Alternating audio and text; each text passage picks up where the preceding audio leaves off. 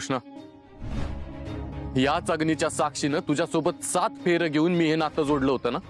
आता याच अग्नीच्या साक्षीनं मी हे नातं तोडतोय, ती बी उलट फेर घेऊन.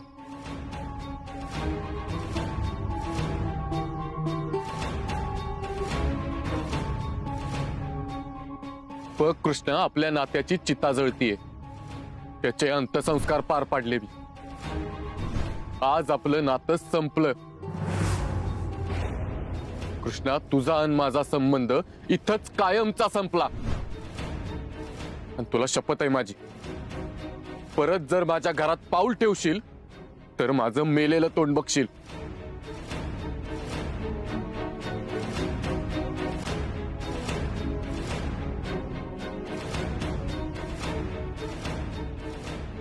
मला माफ कर कृष्णा, मी लय चुकीचं वागलोय तुझ्याशी. पण अगं मी तरी काय करू? माझ्याकडे दुसरा पर्यायच नाहीये. माझ्या नशिबात तुझं माझ्यासोबत असणं लिहिलेलंच नाहीये. मला समजून घे कृष्णा, मी जे काय करतोय ते तुझ्याच आयुष्यासाठी करतोय.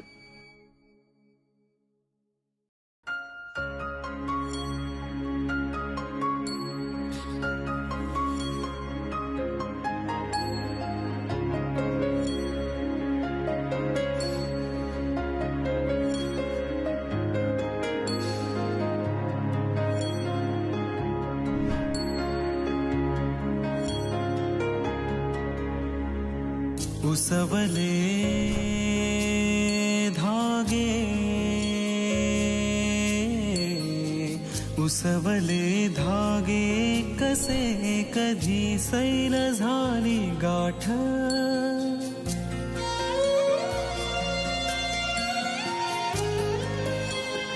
हो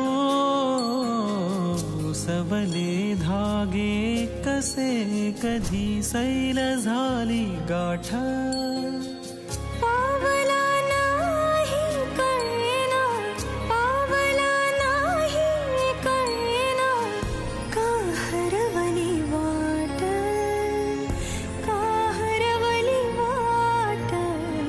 उसवले धागे कसे कधी, उसवले धागे कसे कधी.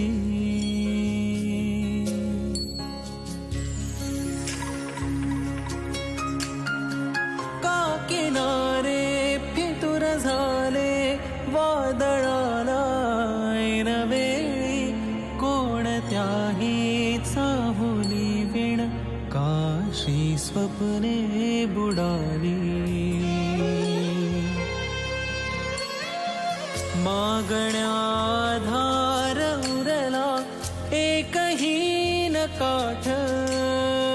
पावला नाही कळेना का हरवली वाट, का हरवली वाट. उसवले धागे कसे कधी.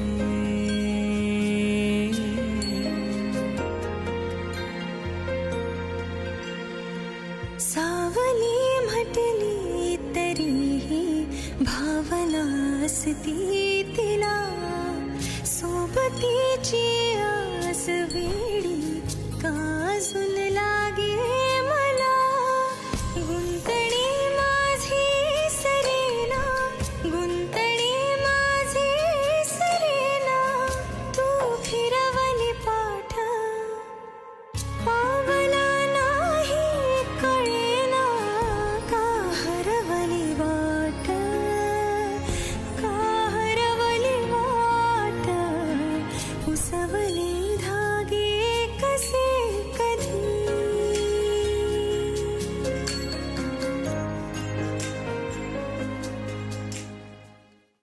हवं पाक मध्यरात्र होत आली तरी बी पोरगी कशी आली नाही अजून. मला काळजी वाटायला लागली तिची. अशी नको काळजी करू, येतच असेल ती. अहो यायचं असतं तर एवढा वेळ लावलाच नसतं तिने. तिला माहित आहे, तिला वाईट जरी उशीर झाला ना यायला तर मी काळजी करत बसते. आणि मागचं काही दिवस जी काय घडतंय ना तिच्या बाबतीत ती बघता माझ्या काळजाचं पाणी होतंय. मला काहीच कळणं. हो, एक तर 2-3 वेळा तिच्या जीवावर बेतलंय आणि आणखीन तिला काय झालं ना आता तर मी नाही सहन करू शकणार. असे काय बाय मनात आणू नको. काय होत नाही आपल्या कृष्णाला. मला तर वाटतं धाकल्या मालकाने तिला घरात घेतलं असेल आणि तिथं ठेवून घेतलं असेल म्हणून आली नसेल ती. कृष्णाला जर काही झालं तर मी तरी कसं जगू मामी. म्हणूनच मी ठरवलंय माझ्या कृष्णापासून कायमचं लांब जायचं. नाही, ते शक्य नाही. जावे बाप्पू नाही घेणार तिला घरात. का घरात घेणार नाही तर? ती नाही सांगू शकत मी तुम्हाला. हो, तुम्ही तिला फोन लावा. अगं मगाच्यापासून कितीतरी फोन लावलं. फोन स्विच ऑफ येतोय तिचा. अरे देवा, आता कुठे हुडकायची हिला. मी परत एकदा फोन लावा ना. ठीक आहे. मला तर लय भीती वाटते आता. डोक्यात नको नको ते विचार येत आहेत. नाही लागत. तुम्ही चला माझ्याबरोबर बाहेर. आपण हुडकूयात तिला. चला पट्टीशी.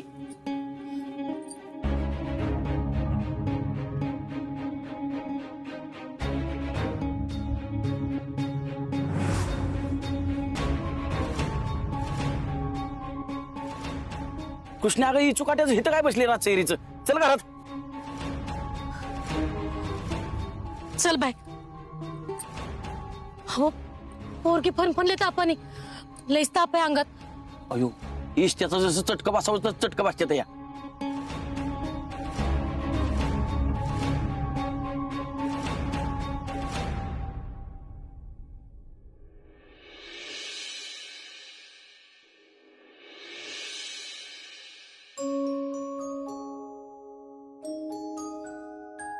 रात्रभर एवढ्या पट्ट्या ठेवल्या मिठाच्या पाण्याच्या तरी बी लिकेचा ताप काही कमी होईना.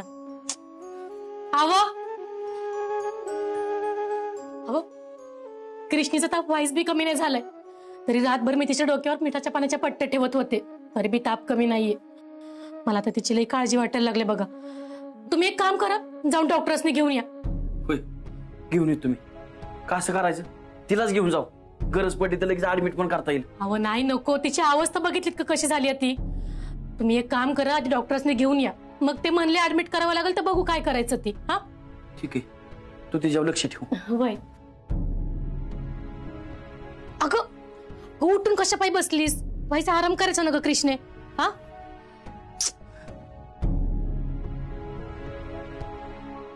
बरं मी आलेच. हा मीठ मोहरी घेऊन येते.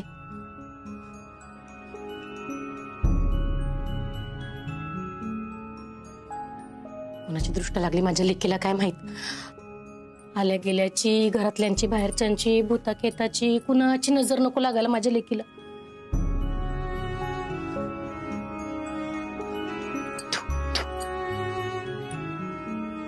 कृष्णे बाय वाईच काहीतरी खाऊन घेतेस का ग. तुझ्या आवडीचं काय करू सांग बघू. नाही ते काम करते, गरम गरम दूधच आणते तुझ्यासाठी. हा कृष्णे वाईच.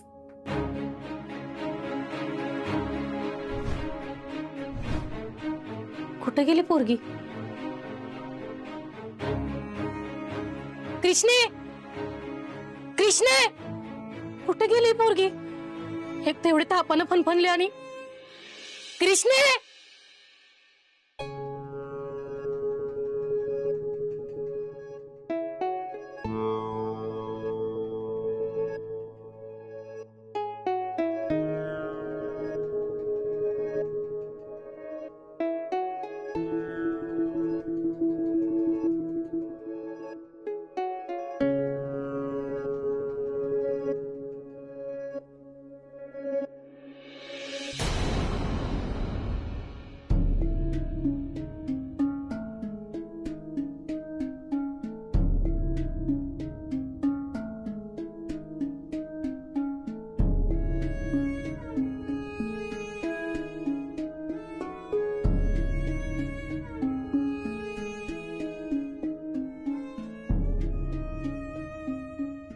कृष्णा तुला का कळत नाहीये.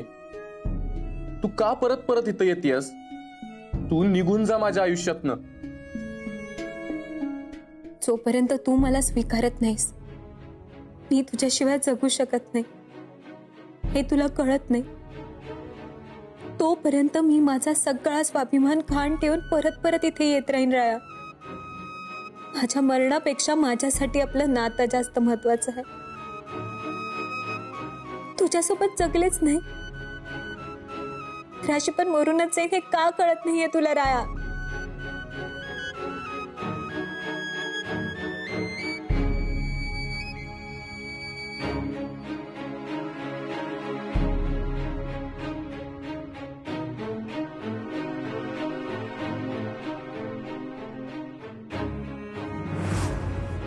परत जर माझ्या घरात पाऊल ठेवशील तर माझं मेलेलं तोंड बघशील.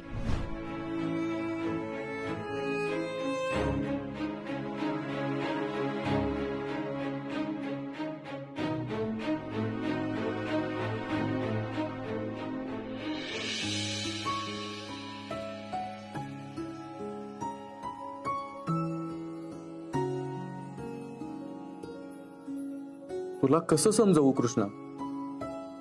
तुलाही असं बघून लई त्रास होतोय मला. तू आता माझ्यासोबत नसणार आहेस ही गोष्ट तुला आणि मला आता स्वीकारावीच लागल. मी तुझ्यापासून लांब जायचा प्रयत्न करतोय तरी तू परत परत माझ्या जवळ येतेस. का मला तुझा विसर पडू देत नाहीयेस? मला इसरायचं आहे तुला, मला लांब जायचं आहे तुझ्यापासून. मला नकोस तू माझ्या आयुष्यात.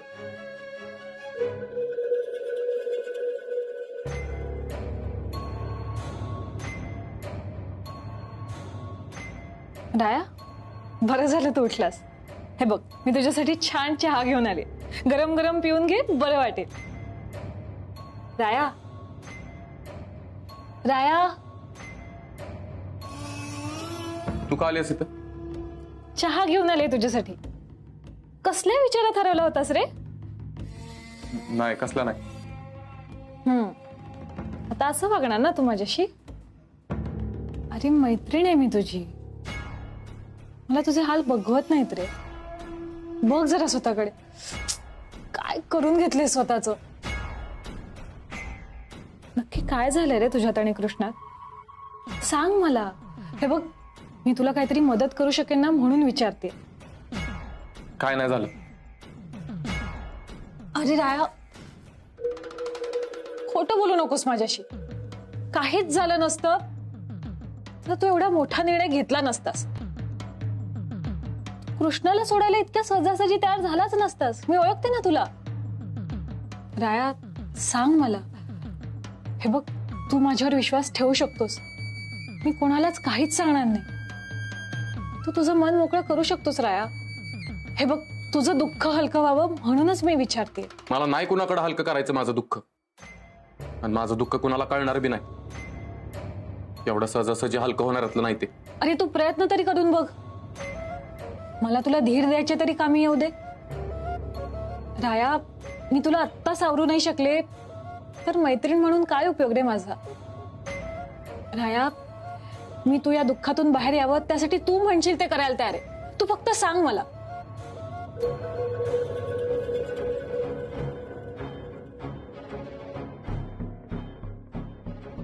तू खरंच माझी मदत करशील? हो, तू फक्त सांग मला काय करायचंय. ठीक आहे, मग फक्त एक छोटीशी मदत कर माझी.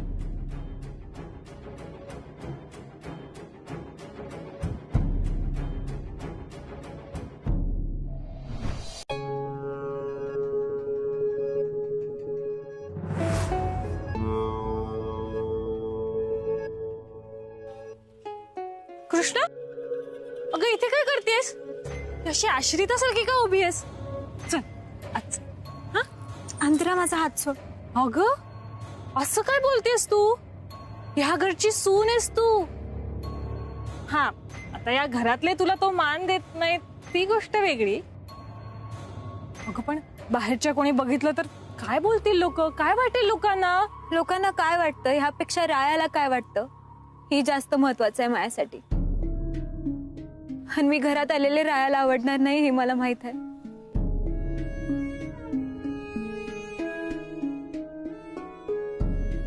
अगं पण किती ऊन आहे बघ ना, चटके बसतील ग तुला. आयुष्यानं आणि जवळच्या लोकांनी दिलेल्या चटक्या पुढं हा चटका काहीच नाही. हे तर काहीच नाही. तुला अजून बरेच चटके देणं बाकी आहे. कृष्ण कृष्ण अगं काय झालंय काय तुला? या अशा अवस्थेत तिथे कशा पाय आलीस तू? चल घरी चल बघू. कृष्णी अगं तू तापाने फणफणलीस, तुझी तब्येत बरी नाही. चला आपण डॉक्टरकडे जाऊन येऊ. तुला काय झालं तर आम्ही काय करायचं? वर गेल्यावर तुझ्या आईला काय उत्तर देऊ मी? ऐक माझं व्हायचं, ऐक. नाही, मी कुठं बी येणार नाही. कृष्ण अगं नको गं असं हट्ट करू. हा हट्टपत्र तुझे समधे हट्ट पुरवलेत बघा मी. चल आपल्या घरी चल. अगं कृष्णा, ते तुला एवढं समजवतायत तर जा ना त्यांच्या बरोबर. असं काय करतेयस? तसंही रायाने तुझ्यासाठी या घराचे दरवाजे बंद केले. तू काय करणार आहेस इथे थांबून? मला माहित नाही, पण जोवर राया त्याचे शब्द मागे घेत नाही तोवर मी कुठंच जाणार नाही.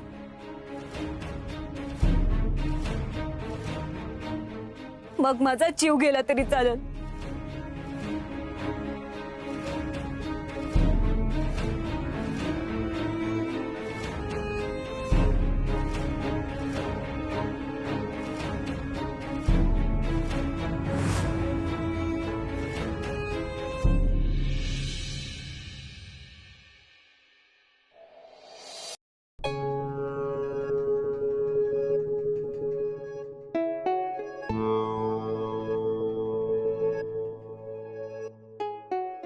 काय झालं?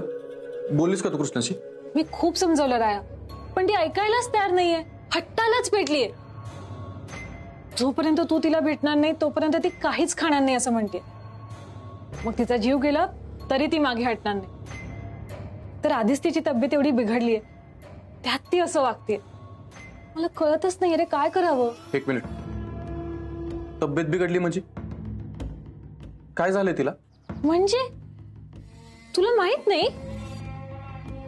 अरे कृष्णाला रात्रीपासून खूप ताप आलाय. तिची अवस्था खूप वाईट आहे, पण डॉक्टरकडे पण जायचं नाही म्हणतेय ती. काय ईडी झालीये का ती? तिला कळत नाही का? का स्वतःच्या आयुष्याची खेळतीये ती? बघ कृष्ण, आपल्या नात्याची चिता जळतीये. त्याचे अंत्यसंस्कार पार पाडले मी. कृष्णा, तुझा आणि माझा संबंध इथंच कायमचा संपला. राया, काय झालं? का थांबलास? बाहेर कृष्णा वाट बघतीय, जा तिला घेऊन या. नाही जमणार पूयाजी, मी नाही जाऊ शकत. तुला कळलं ना कसं राया? तू जर गेलास नाही तर आयुष्यभर तुझी वाट बघत दारातच उभी राहील. तुला नातं तोडायचंय पण तिला नाही तोडायचं राया. ती आतल्या तुटून जीव सोडल पण नातं नाही तोडणार. ठीक आहे, मग मी तिला ते नातं तोडायला भाग पाडीन. तिला जर एवढं सांगून मी कळत नसल ना तर मला पुढचं पाऊल उचलावंच लागत. कसलं पुढचं पाऊल? मी तिला घटस्फोट देऊन आमचं नातं दोन्ही बाजूनी संपवतोय.